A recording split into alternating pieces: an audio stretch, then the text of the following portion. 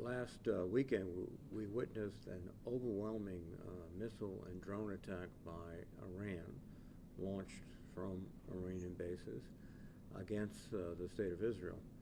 But because of the foresight and the coordination between the United States, led by President Biden and his national security team, we were able to collectively destroy most of the incoming missiles, and those that did hit did not hit critical areas.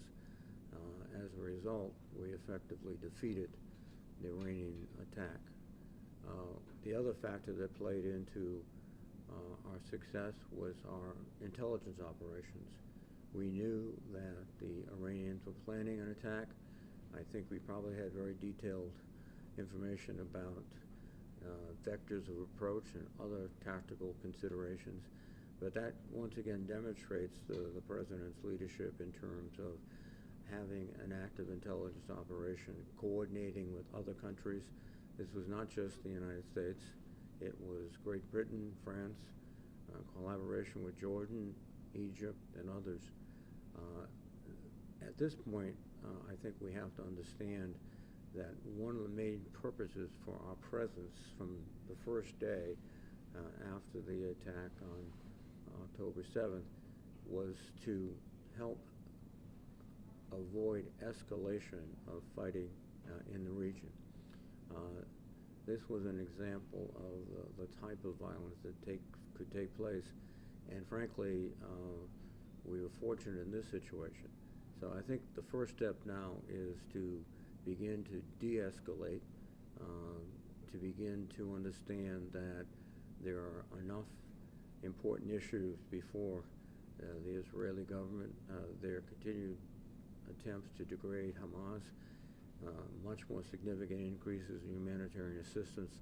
All those should take precedence, and I believe in any further direct engagement with Iran. There will be a constant sub rosa battle between Iran and the United States and Israel, but at that level we can handle it. Again, I think this is a tribute to the Israeli Defense Forces, but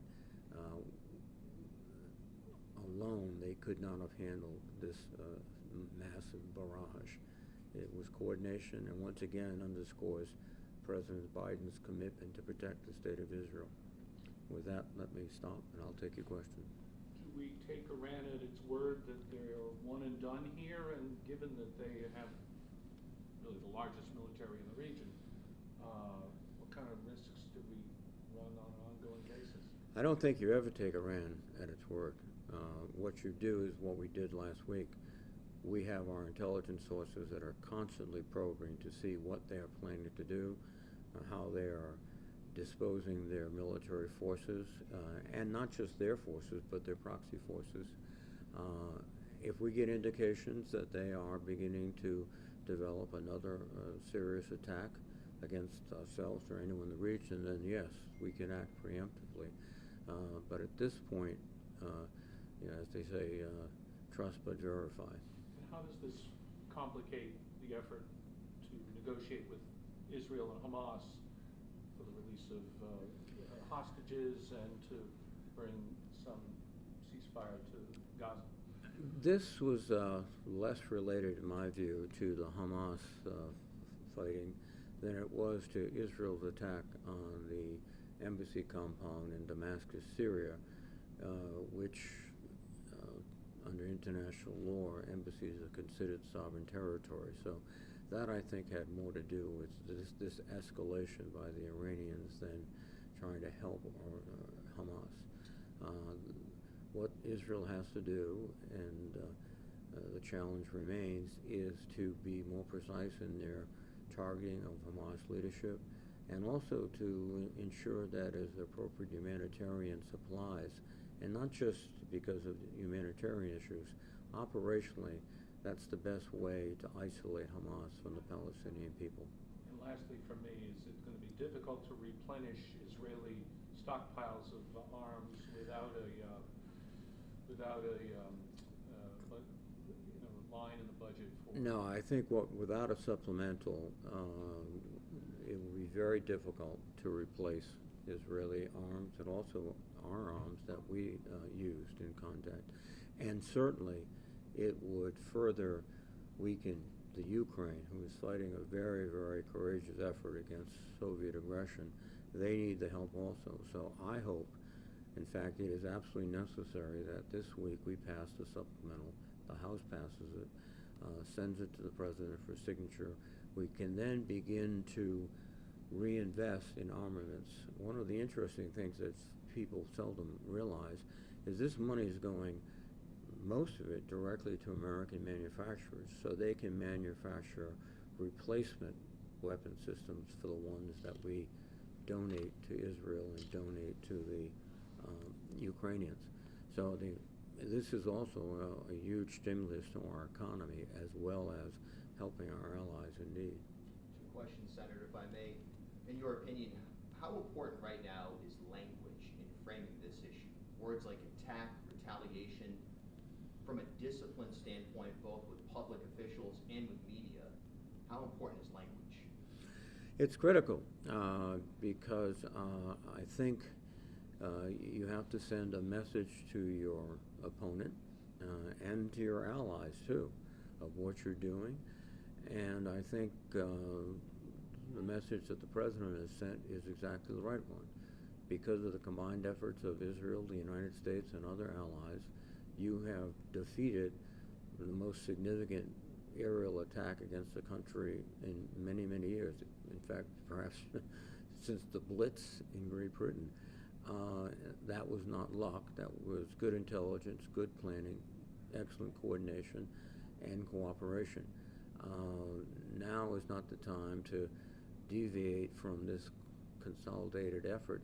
And the effort really is to help them degrade Hamas, and also to make sure we have humanitarian supplies reaching the Palestinian people. And to Steve's last question, many nations around the world, many people around the world are concerned about the humanitarian situation in Gaza right now, obviously. How can you earmark any arms if additional dollars for arms are sent to Israel from the U.S.? How can you be sure that those arms will not be used against civilians in Gaza, but rather only for defense against rogue nations, whether that be Iran or otherwise? Well, first of all, last weekend demonstrated the fact that Israel truly is in danger of being attacked by Iran, by Hezbollah in Lebanon, by proxy groups of the Iranians all across Syria. So what we, rather than sort of discriminating what weapons to use where, the better focus is on what tactics are the Israeli forces using. Do they have adequate intelligence to identify locations of Hamas? Are they taking all the steps that they must, and which we did in Iraq, it took us a while to learn, to protect civilians? Do they have the resources in place to feed people who otherwise would starve? Those are the factors, not so much where one system goes or it doesn't go and how it's used. Is there a limit to how many more supplementals you think the U.S. can or should pass to continue helping if things like this keep happening? Well, this supplemental has to pass. I would assume that unless there is a very rapid and probably unexpected change in Russian policy, that they'll continue to try to attrip the Ukrainians to wear them down. So I would not be surprised if within the next year we'll call them on for another supplemental. But again, a great deal of this money in the supplementals is not going directly to these countries. It's going to our manufacturers who are building the systems that will go to the United States military to replace those we give. So we are actually refurbishing and modernizing our weapon systems at this time. Have you spoken to anyone in the administration, whether the defense secretary or the president himself, since Saturday? No, we were alerted that likelihood that there would be an attack over the weekend, and then my staff was monitoring with the Department of Defense what was happening. When the attack came, we were advised, as everyone was, of the genuine success of the operation to counter these missiles and drones. Is there an estimate to the amount of drones that you believe to be have been intercepted? Please repeat that, I can't. Is there an estimate to how many drones were intercepted? No, we're going to get some of the details when we get back to Washington, but it was a massive barrage, including both missiles, drones. So we will get more detailed information when we return. And again, it's a testimony to good intelligence, preparing the ground, and the president should get credit for this. This didn't happen in 2 weeks. This happened because almost immediately after October 7th, he sent in naval task forces with anti-missile capabilities that we've been helping the Israelis and making sure that their systems are correct. And then it was coordination on the ground, which we were probably, I think, the most active and probably most instrumental, because we have very good relationships with the Egyptians, with the Jordanians, with, of course, England and France, etc. But I think we were probably the indispensable partner. And then I salute the IDF for their skill and their willingness and capability to fight. Senator, Israel has the right to defend themselves, but not all the time they're right. Sometimes they commit crimes, they do something wrong. What we support them all the time, even when they do something wrong against other countries. Because you can be a bully, but not all the time you're going to be right. Sometimes they make a mistake, but we always support them. Why? Well, first of all, Israel was attacked by Hamas on October 7th. It was a diabolical attack. It was designed not only to kill people, but to sexually assault women, to take hostages, which they're using as leverage.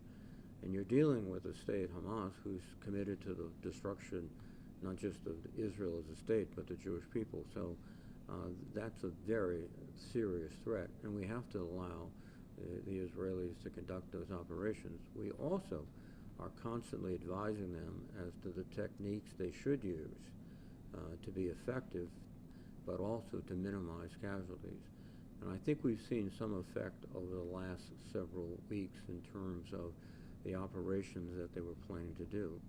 Netanyahu announced weeks ago he was going to attack Rafah, which is a huge concentration of Palestinians. That attack has been delayed, and I think that's because we've been suggesting him better ways to go after Hamas. The next big challenge for us, and we're trying to meet it, is to get humanitarian supplies in. So we are in the process of constructing barges and decks that can get supplies over the water from Cyprus into Israel. And we're continually urge Israel to do more. And so I think our defense so far of Israel has been appropriate, but we have to ensure that they are, for their, again, not just humanitarian issues, but for practical, consequential issues, they have to fight the fight the best way they A can. follow-up to that is, Israeli sellers, they do the same thing. They go to other places in the occupied territory, and they too attack people, kill people, and the Israeli army doesn't do anything. I mean, it goes both sides. Both are committing crimes. We Sellers are- and terrorists. No, we are in the process of, informing them that they have legal responsibilities in the West Bank. I have previously publicly called for the departure of both Prime Minister Netanyahu and President Abbas of the Palestinian Authority, because I think better leadership on both sides would lead to better results on the ground. And we're conscious of that. We are trying to do all we can to protect not only the Israeli population, but the Palestinian population in the West Bank. So this is not something where we're blind to what's going on. We are trying to ensure for the success of not just Israel, but the region. And in addition, the president has spoken out strongly about a two-state solution. I think that's the only way to proceed. It's extraordinarily difficult. It won't happen overnight, but the alternative to that would be a situation of either ethnic removal or an apartheid state where people don't have equal rights. And we can't allow that. To Ronaldo's point, if some estimates right now, 50,000 civilians in Gaza dead. At what point does that turn from urging a change in tactic to the U.S. having a moral obligation to ensure that there's not one more civilian casualty?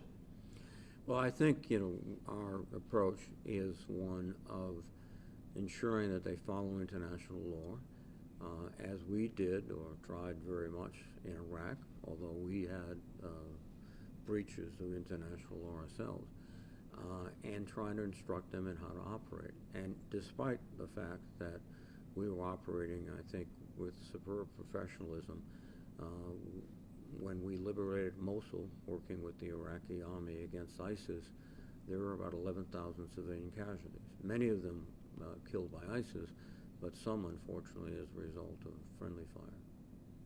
Thank you very much. Thank you.